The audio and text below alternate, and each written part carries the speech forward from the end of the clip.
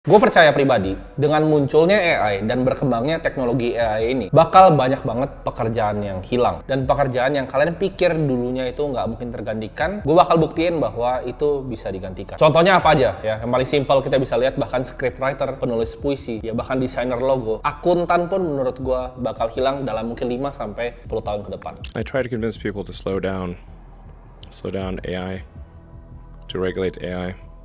I tried for years.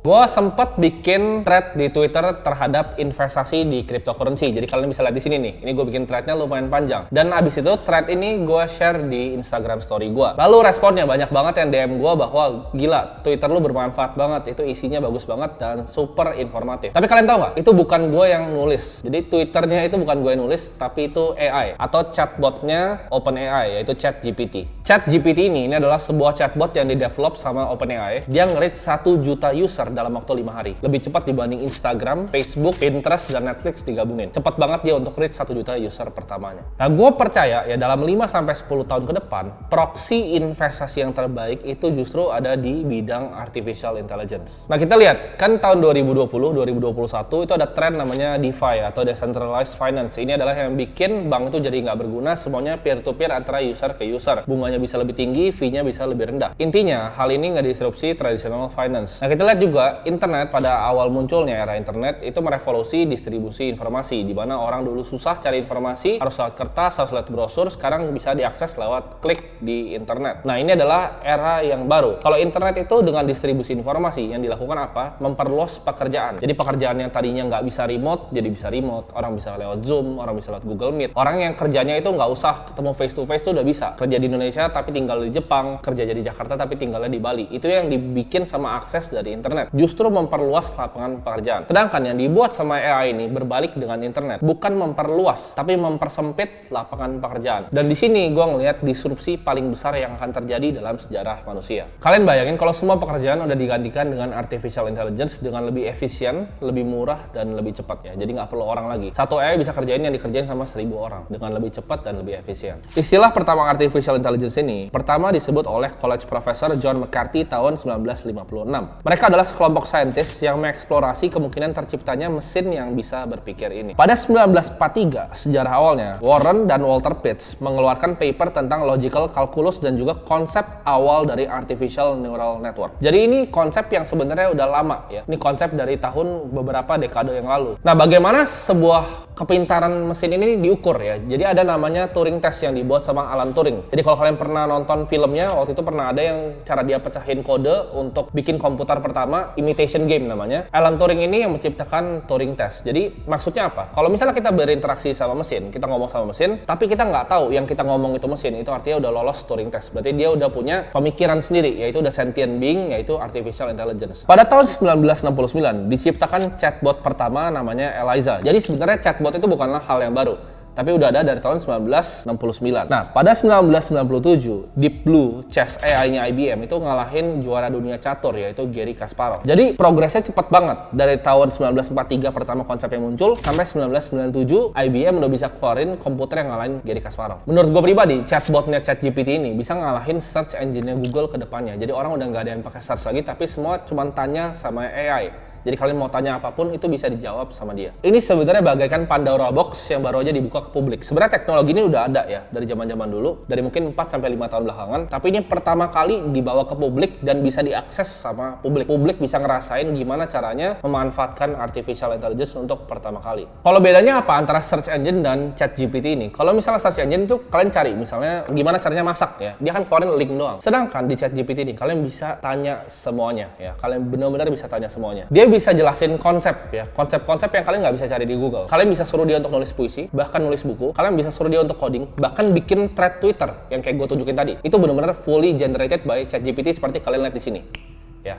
Jadi itu bukan gue yang tulis, tapi ditulis sama robot. Tapi kalian sendiri bahkan nggak bisa bedain, kalian kira gue yang tulis, padahal bukan. Limitasinya adalah seberapa pintar kita bisa nanya dia. Gue bahkan coba untuk bikin portofolio kripto. Gue nggak bikin, tapi gue tanya dia gimana cara bikinnya, risk adjusted return yang baik dari beberapa koin, kayak misalnya Bitcoin, Ethereum, ya, Polygon, dan juga ApeCoin. Gue tanya dia, dan dia jawab seperti ini. Ya. Jadi dia bahkan bisa bikinin portofolio kripto gue tanpa gue harus mikir. Dan ini banyak banget yang mau explore ngelakuin hal-hal, ada yang suruh nulis buku, kalian bisa tulis style script. Nah, kalian bayangin ini baru chat doang. Gimana nantinya perkembangannya kalau misalnya lebih maju lagi. Jadi teknologi itu berkembang sangat pesat karena namanya Moore's Law, di mana ini adalah hukum dalam industri mikroprosesor yang menjelaskan tingkat pertumbuhan eksponensial kecepatan mikroprosesor. Maksudnya apa? Kita lihat misalnya HP ya.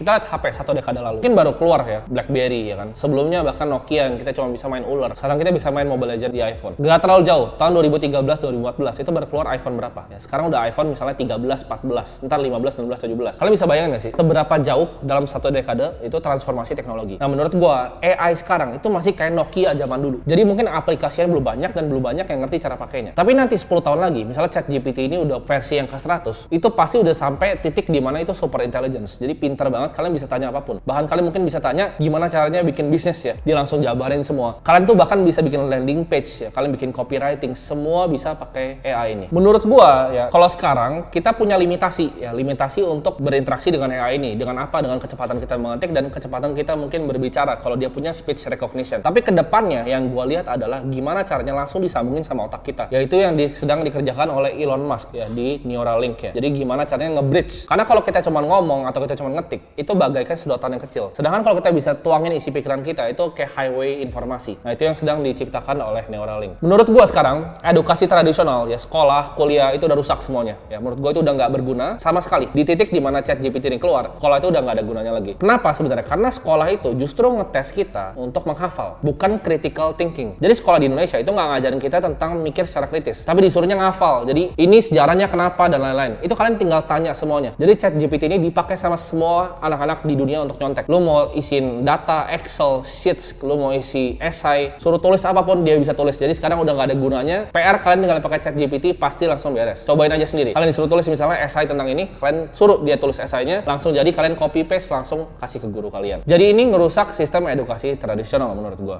Nah menurut gua ya, AI itu nggak cuma akan ada di dunia digital, tapi akan ada di dunia fisik. Maksudnya apa? Kita lihat Tesla bot yang lagi di-develop sama Elon Musk. Kita lihat misalnya perkembangan Boston Dynamics robotnya dari tahun 2011 ya. Dia jalan di batu aja jatuh robotnya. Itu 2011. Sekarang 2022 udah salto-salto ya. Udah lebih jago dari manusia robotnya. Jadi ini perkembangannya ke depan masih cepat banget dan menurut gua ini akan masuk ke dunia fisik kita juga. Nah, ini menurut gua bakal banyak banget kehilangan pekerjaan karena digantikan sama AI ini. Dan ini tergantung kitanya ya. Kita mau takut dengan ini ya, teknologi, kita mau takut dengan teknologi yang akan terus berkembang pesat ke depannya, atau kita mau ambil bagian dalam teknologi ini, kita manfaatin ya. Bahkan kita berinvestasi di dalam teknologi ini. Ini buat dapat kalian sedikit konteks ya, seberapa jauh AI kita. Ini adalah personal assistant dari Google ya. Kalian harus nonton klipnya ini dari tahun 2018. So how can I help you?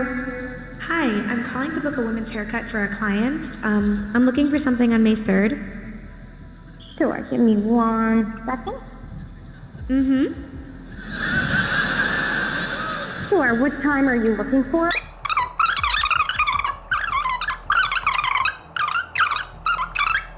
Okay, perfect. So I will see Lisa at 10 o'clock on May 3rd.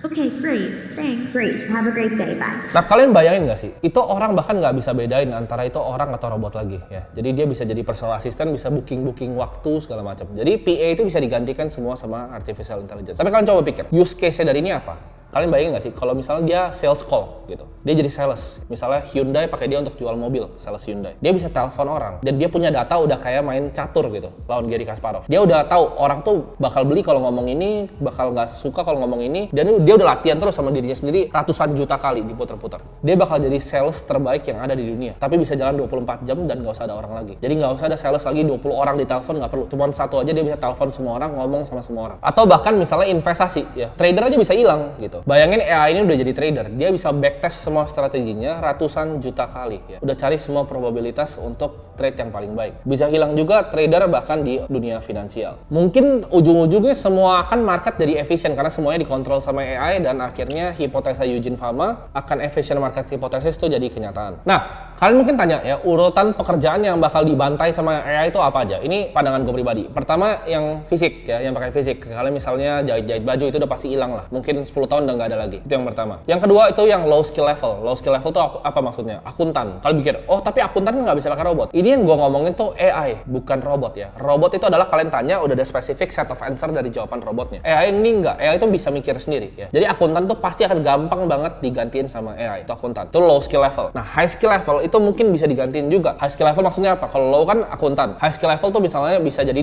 direktur keuangan. Itu mungkin bisa digantiin sama AI. Dan yang terakhir ya, kreatif. Nah, orang mikirnya berurutnya 4 gini. Dari fisik ya, low skill, high skill, baru kreatif. Malah kebalik menurut gua. Dimana kreatif ini bisa jadi yang pertama justru digantiin. Kalian desain logo udah bisa ya. Ini gua akan kasih contoh ya. Bahkan influencer bisa digantiin. Ini di sini ada namanya, ada website ya. This person does not exist. Kalian lihat di sini. Ini menurut kalian orang beneran atau enggak? Ini orangnya nggak ada dan nggak pernah hidup. Jadi ini orang yang di-generate randomly sama AI. Nah, kalian tahu kan konsep misalnya kalian dulu pas SD ya, kalau kalian animator kalian pasti ngerti. Buku nih, kalian bikin stickman, gambar, terus kalian beginin, dia akan gerak gambarnya. Sama. Kalau dia bisa generate satu gambar, dia bisa generate video. Dia bisa bahkan bikin video persona orang yang mirip nanti ke depan. Possibility-nya itu endless. Bahkan influencer, bahkan news anchor berita bisa digantiin. Semua itu bisa digantiin. Dampaknya apa? Implikasinya terhadap sistem ekonomi kita sekarang. Menurut gua, ini akan terjadi kapitalisme yang sama ya. Yang kaya makin kaya, makin miskin. Tapi ini akan gapnya makin jauh ke level distopia. Dimana yang di bawah ini pekerjaannya hilang semua ya. Jadi super miskin, dan yang kaya ini yang ngerti cara pakai AI, yang ngerti cara tap in ke super intelligence ini jadi super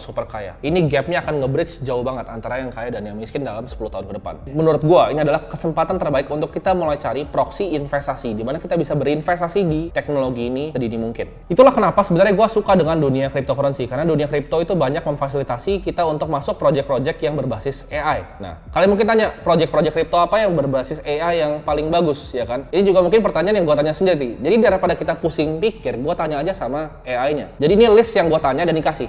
Ini adalah top 5 market cap kripto yang berdasarkan AI. Ini gue nggak tahu project akan bagus ke depannya. Ini yang disarankan sama AI. Jadi kalian mungkin bisa explore, tanya-tanya cara bikin portofolio, cara bahkan belajar apapun lah. Kalian bisa tanya dan kalian coba bisa explore sendiri. Jadi menurut gue, make sure kalian jangan jadi pekerja yang low skill level ya. Kalian harus tingkatin skill kalian biar kalian nggak bisa digantikan sama artificial intelligence ke depannya.